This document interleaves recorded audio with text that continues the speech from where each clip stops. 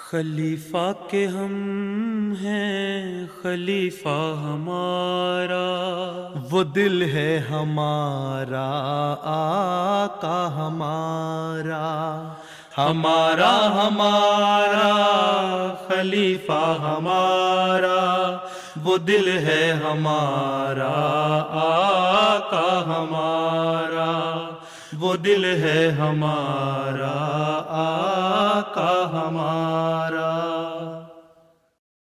Assalamu alaikum et bienvenue à l'émission Cette semaine avec le Calife. Nous allons vous présenter les points forts des sessions de clôture des Ijtima des Waqfe Nau du Royaume-Uni qui se sont tenues le week-end dernier. Samedi, sa sainteté le calife, qu'Allah soit son soutien, a prononcé le discours de clôture lors de l'Ijtima des Waqfe Nau du Royaume-Uni. Le week-end dernier, sa sainteté le 5e calife, qu'Allah soit son soutien, a honoré de sa présence les Ijtima des Waqfe Nau et des Waqfe Nau à la mosquée Beit Foutou à Londres, et il a prononcé le discours. Le samedi 29 avril s'est tenu l'Ijtima des Waqfe Nau et plus de 1100 membres ont assisté à l'événement. Le programme a débuté par une tilawa et un poème suivi du rapport sur l'Ijtima. Le calife a prononcé un discours sur l'importance d'accorder la priorité à la foi sur toute autre chose. As Waqfe Nau, your absolute and unconditional priority must remain your faith and religion over all other things. And so today, I wish to briefly speak about what it actually means to give precedence to your faith. Once you comprehend what it means to prioritize and value your faith above all else, it will have a profound effect upon how you live your life. Certainly, at a time when the world is becoming increasingly godless, it is the principal duty of the members of the Waqfe Nau scheme to bring people back towards God and prove a means of spreading the true religion of Allah, the Almighty, all around the world. In order to achieve this, you must recognize your true value and status. You are the girls and women who have the potential to play outstanding role in bringing about a spiritual and moral revolution in the world, because you are the followers of the promised Messiah al-Islam, who came in accordance with the prophecies of the Holy Prophet of Islam sallallahu alaihi wasallam. As member of Wakf-e-Nau scheme, you must always protect and safeguard your prayers. Consider Salat to be your constant companion. It should not be that you delay or miss any prayers because of your worldly affairs or education. Do not be lazy or fall prey to weak excuses that take you away from Allah's worship. As Waqfe Nau, you have pledged your lives for the service of your faith, and so it is specially incumbent upon you to study the Quran and identify its various teachings. Every command of the Holy Quran is vitally important and must not be taken lightly. Apart from instructing us to worship Allah the Almighty, the Holy Quran contains many other instructions concerning self-reformation and fulfilling the rights of our fellow beings. For example, the Quran lays great emphasis on fulfilling the rights of one's parents, where it has established the rights of women and girls, it has also laid down their responsibilities. Allah the Almighty says that believing women should protect their chastity and modesty at all times and observe parda. A fundamental reason for this Quranic injunction is to safeguard and protect women from harassment by men and to ensure that no man dares to cast even an inappropriate glance in their direction or to have impure or ill thoughts towards them.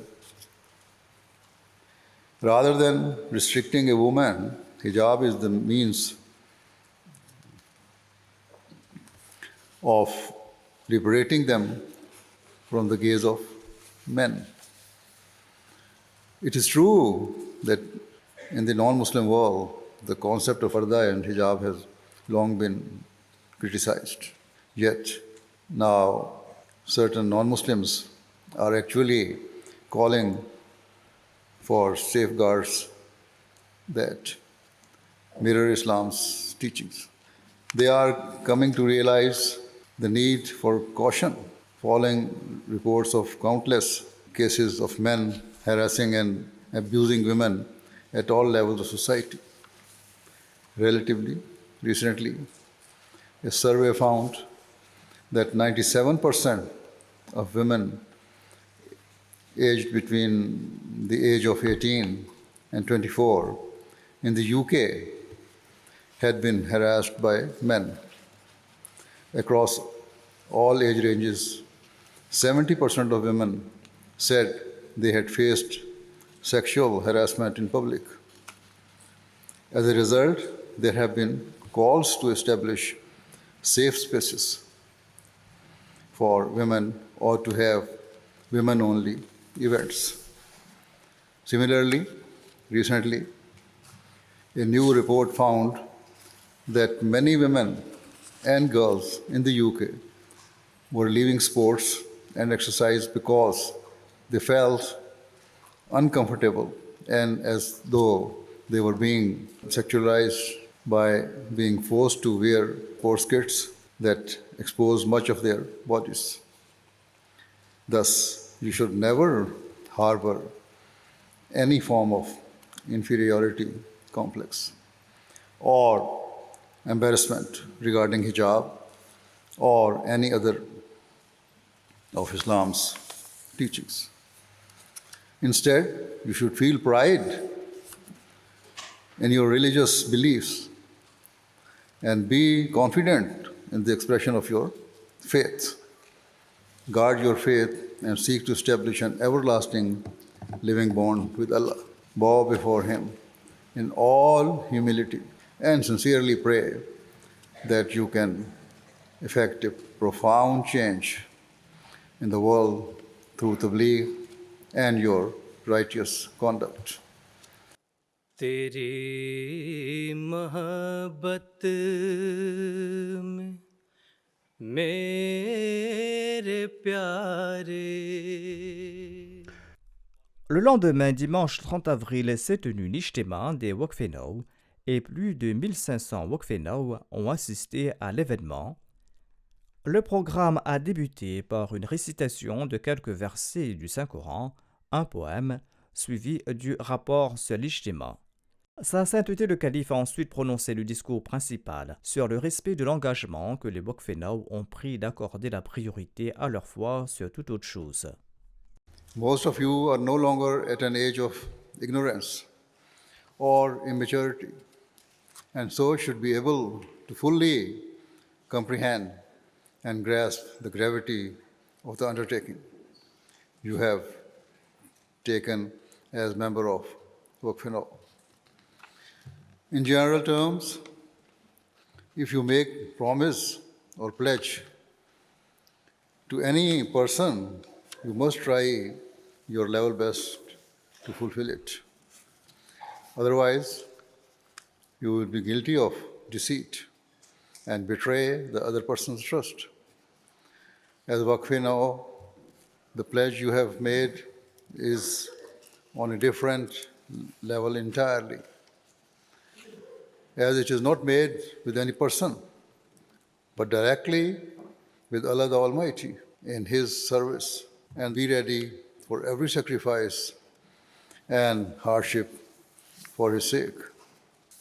I firmly believe that if every member of the Waqfe Nau scheme with purity of heart lives up to this pledge, then together you can bring forth a great spiritual revolution in the world and liberate society from the chains of moral decay in which it has become shackled. However, for this you will need the help and love of Allah, the Almighty. And to attain that, you must give precedence to Him over everything else. Always keep in view the extraordinary way in which Hazrat Ibrahim alayhi salam fulfilled his pledge. Similarly, you should look to the companions of the Holy Prophet sallallahu alaihi wasallam, who displayed incredible levels of faith and devotion. They surrendered all personal desires and were ever ready to give their lives for the sake of their faith. Similarly, the companions of the Prophet ﷺ also showed exemplary standards of sacrifice. Amongst his followers were those who relinquished all material pursuits and worldly opportunities for the sake of their faith. They included exceptionally well-educated people who had gained bachelor's and master's degrees, which was extremely rare at that time, and for whom there was huge demand in society. Instead of seeking fame and fortune, they left behind everything and came into the service of the Prophet ﷺ. They devoted their lives to the service of Islam and fulfilled their pledges without a second thought for what they had left behind. So it is with this mindset that the Waqf-e Nau and Waqf Zindagis should seek to live their lives. If not, their claim of having devoted their lives will be hollow and not based on truth. Another important virtue that you must adopt is modesty. Do not be under the misconception that modesty is something only for women and girls to practice. Rather, it is essential for boys and men as well. In this society, indecency and vulgarity is visible almost everywhere. So when you are out in public, you should lower your gaze. Rather than looking curiously in every direction and towards those indecent things that are contrary to your faith. Similarly, avoid all immoral and obscene content on social media, television, or elsewhere. Exposure to such content is extremely harmful. It can easily corrupt one's mind and adversely affect your behavior. Many studies and media reports have proven that exposure to pornography or similar vulgar material is hugely damaging, both at an individual level and for the wider society. For example, studies have shown that viewing such content leads to disturbing attitudes amongst boys and men towards women and girls, and often to violence. Unquestionably, every Ahmadi must exhibit modesty, but there are even higher expectations and demands upon those who have dedicated their lives for the sake of Allah. Before concluding, I also wish to remind you that Prophet Messiah al-Islam has stated that his followers should seek to learn about the world and gain its insight. Accordingly, apart from religious studies, Waqfe Nau must also strive to excel in their secular education. Always seek to increase your knowledge and do not waste time on trivial things. Consider how you can benefit humanity and advance human understanding. The Waqfin who enroll in Jamia Ahmadiyya should also, alongside their religious studies, try to increase their secular knowledge. It is vital for missionaries to have an understanding of what is happening in the world so they can relate to other people. Furthermore, those Waqfe Nau studying or working externally, particularly in research, should endeavor to climb to the pinnacle of their respective fields of learning. If you excel in acquiring worldly and religious knowledge, you will have the intellectual armory to propagate the message and teachings of Allah the Almighty and defend Islam from those who seek to defame it. Furthermore, you will, inshallah, gain the ability to bring people towards the worship of the one God and under the banner of He who was the most honored of all mankind, the Holy Prophet Muhammad Sallallahu Alaihi Wasallam. May you be counted amongst the most faithful soldiers of the spiritual army of the Prophet Messiah al-Islam, whose mission is not to conquer lands or territories, but rather to win the hearts of mankind and to bring the people of all nations, races, and beliefs towards Allah the Almighty. May all of you, as Waqfe Nau, come to play an outstanding role in conveying the message of Islam and Ahmadiyya to every corner of the world. May Allah enable you to do so. Ameen. C'était là les points forts des discours de clôture lors des ijtimas du week-end dernier. Nous terminons maintenant par le résumé du sermon du vendredi. Dans son dernier sermon du vendredi, le calife, qu'Allah soit son soutien, a évoqué le sujet des 3 niveaux de la bonté que sont la justice, la bienveillance et le traiter autrui comme on aurait traité un proche parent. À la fin, le calife a demandé des prières pour les musulmans ahmadis du Pakistan. Pakistan के हालात के लिए भी दुआ करते रहें. हमने तो नेकियां फैलाने के लिए अपना काम करते चले जाना है और शैतानी फितरत लोगों ने अपने जुल्म जो उनका काम है वो दिखाते रहना है. तो हमारा तो इन शैतानों से इस शैतानी की हालत में मुकाबला कोई नहीं. हमें तो यही है कि अल्लाह ताला हुक्म पर चलने वाले हों. हमेशा ये दुआ भी करें कि अल्लाह ताला हमारे ईमानों को सलामत रखे और कभी हमारे ईमान मुतज़लज़ल ना हो. अल्लाह ताला से हमारा वो ताल्लुक़ पैदा हो जाए जो इताए ज़िल क़ुरबा का ताल्लुक़ है. फिर हम अल्लाह ताला के फ़ज़लों के नज़ारे भी पहले से बढ़कर देखेंगे इंशाअल्लाह ताला. और जो दुश्मन हैं अल्लाह ताला की नज़र में और नाकाबिल इस्लाह हैं अल्लाह ताला की नज़र में, अल्लाह ताला उन्हें ख़ुद तबाह करे. और इंशाअल्लाह जब ऐसी सूरत होगी जब हमारा ताल्लुक़ अल्लाह ताला से होगा तो दुश्मन की तबाही के नज़ारे भी हम देखेंगे.